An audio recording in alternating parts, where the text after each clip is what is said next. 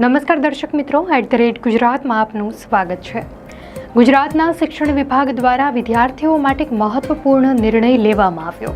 હવેથી રાજ્યની તમામ પ્રાથમિક શાળાઓમાં બેગલેસ ડે અને આનંદદાયી શનિવાર અમલી થશે, જે અંતર્ગત શનિવારે વિદ્યાર્થીઓને શાળામાં બેગ લઈ જવામાંથી મુક્તિ મળશે। દર શનિવારે બેગલેસ ડે અંતર્ગત પ્રવૃત્તિઓ શાળામાં કરાવવામાં આવશે। એકમ કસોટી બાબતે નિર્ણય આવ્યા બાદ પ્રાથમિક શાળામાં કરવાની થતી પ્રવૃત્તિઓ પર સ્પષ્ટતા થશે।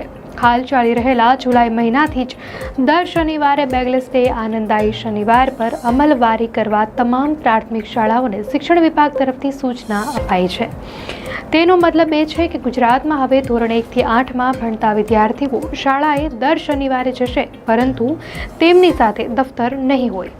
Gujarat council for education research and ટ્રેનિંગે આ અંગે એક પરિપત્ર જાહેર કર્યો છે અને શાળાઓમાં તેના તત્કાલ પાલનની શરૂઆત પણ થઈ ગઈ છે। બેગલેસ ડેનું પાલન રાજ્યની સરકારી, ગ્રાન્ટેડ અને બિન અનુદાનિત શાળાઓમાં કરાશે। નવી રાષ્ટ્રીય શિક્ષણ નીતિ તથા ભાર વગરનું ભણતર આ હેઠળ સરકાર તેને મોટું પગલું ગણાવી રહી છે। તો બીજી બાજુ વિપક્ષો અને શિક્ષણવિદો ગુજરાતની સરકારી શાળાઓની સ્થિતિને આગળ ધરીને તેના પર સવાલો પણ ઉઠાવી રહ્યા છે। બેગલેસ ડે આ નવા નિર્ણયથી બાળકો પર શું ફેર પડશે, આ પણ એક સવાલ છે। તો બાળકોને શનિવારે કેવી પ્રવૃત્તિઓ કરાવાશે? ગુજરાતની સરકારી શાળાઓમાં શું આ પ્રકારની પ્રવૃત્તિઓ કરવાની સગવડતા છે? શિક્ષણવિદો શું કહી રહ્યા છે તે જાણીએ। હવે વિચાર આવે કે બેગલેસ ડે હેઠળ શાળાઓમાં કેવા પ્રકારની પ્રવૃત્તિઓ કરાશે। તો GCERTએ સર્ક્યુલર બહાર પાડીને બેગલેસ ડે હેઠળ કેવી પ્રવૃત્તિઓ કરાવવામાં આવશે તે વિશે જાણકારી આપી હતી, જેમાં લખ્યું છે કે નવી શિક્ષણ નીતિનો મુખ્ય હેતુ વિદ્યાર્થીઓને માત્ર પુસ્તક જ્ઞાન આપવાની જગ્યાએ તેમનો સર્વાંગી વિકાસ કરવાનો છે। GCERT અનુસાર આ શનિવાર અંતર્ગત માસ ડ્રીલ, યોગાસન, શારીરિક કસરતો, બાળસભા અંતર્ગત સાંસ્કૃતિક પ્રવૃત્તિઓ, શૈક્ષણિક રમતો, પ્રોજેક્ટ, ચિત્રકામ, સંગીત, કારકિર્દી માર્ગદર્શન, ગામના નજીકના ઐતિહાસિક સ્થળોની મુલાકાત, પોસ્ટ ઓફિસ, બેંક, નાના ઉદ્યોગોની મુલાકાત વગેરે પ્રવૃત્તિઓ કરાવવામાં આવશે।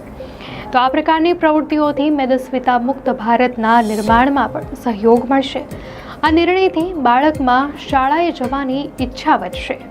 બાળકના મનમાં જો શિક્ષણ પ્રત્યેનો ડર હોય તો એ ડર ઓછો થઈ શકે છે, કમ્યુનિકેશન સારું થાય છે, અન્ય બાળકો સાથે મિત્રતા પણ વધશે। સ્વાભાવિક રીતે જ બાળકની નિર્ણય શક્તિમાં પણ વધારો થઈ શકે છે।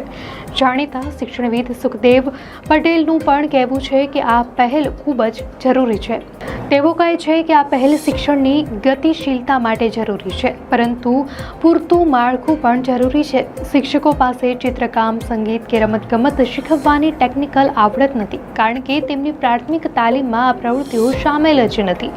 GCERTના નિયામક પ્રકાશ ત્રિવેદી કહે છે કે આ પહેલ 2019માં શરૂ કરાઈ હતી, ત્યારે શાળાઓ પોતપોતાને અનુકૂળ હોય તેવા દિવસે બેગલેસ ડેનો અમલ કરતી હતી। હવે રાજ્ય સ્તરે સ્પષ્ટપણે નક્કી કરાયું છે કે દર શનિવારે બેગલેસ ડે હશે।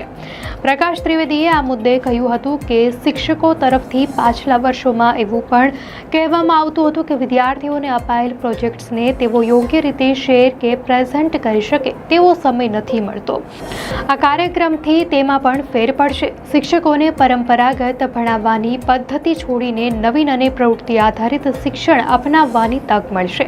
આ માટે તેમને ખાસ તાલીમ પણ આપવામાં આવશે અને તેમને એક મોડ્યુલ આધારિત બુકલેટ પણ અપાશે। જો કે તેમણે સ્પષ્ટતા કરી કે આ માટે સરકારે અલગથી કોઈ બજેટ નથી ફાળવ્યું। તેમણે કહ્યું હતું કે સામૂહિક શિક્ષા યોજના હેઠળ ઉપલબ્ધ સાધનો અને માનવ સંસાધનો ઉપયોગ કરવાની શાળાઓને સૂચના અપાઈ છે। બેગલેસ ડેના હેતુ અને પ્રવૃત્તિઓ અંગે વાલીઓને માહિતગાર કરવાથી શાળા અને વાલીઓ વચ્ચેનો સંવાદ વધશે। શાળાનું વાતાવરણ વધુ જીવંત અને રસપ્રદ બનશે, જ્યાં બાળકો ભણતરને બોજ નહીં પણ આનંદ તરીકે લેશે।